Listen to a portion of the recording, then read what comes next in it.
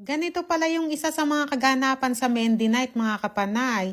Ay aakyat ka nga dito sa tabi ng bride, tapos ayan, maglalagay ka ng Mendy sa iyong daliri at ipapahid mo nga dyan sa tissue. Ewan ko may pera yan eh, tapos puno na pera yan, sa tissue ko na lang ipinapahid. Binibiro ko nga yung pamangkin ni Adil niya ikakasal na yan eh. Ipapahid ko kunwari sa mukha niya, ay bilis umiilag talaga.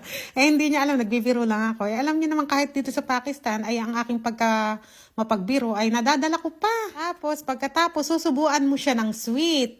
Ay sinusubo ko yan, shadow laki sabi niya, malaki sabi niya. Tapos ayan sabi ko, ako kakain ba? Pwede ba? Sabi nila ay sige kain. Ay laki-laki, ayan kumuha ko ng maliit. Susubuan ko kunwari yung fried. Tapos ayun kinain ko. Kaya tontuwa ako talaga. Tontuwa din sila sa akin. Ay, sumaya-saya ang gabi nila dahil sa akin. Eh, naku, ako yung naiinip sa kanila. Parang naboboard ako sa kanila. Parang napakaseryoso nilang lahat sa buhay ba? Tapos ayan, ang susunod nga yung pera, iikot mo sa ulong ganyan. Tapos, ilalagay dyan sa basket. Ang kukuha niyan ay yung masi. Ay, biniro ko naman. Ay, kunwari, ayan, bibit-biting ko. Kunwari, tatakbo ko na. Eh, mukha pa naman ako snatcher. Ay, sabi, wag daw, para daw sa masi yan. Ang masi pala ay yun, yung parang kasambahay ba, yung katulong ba, ganun.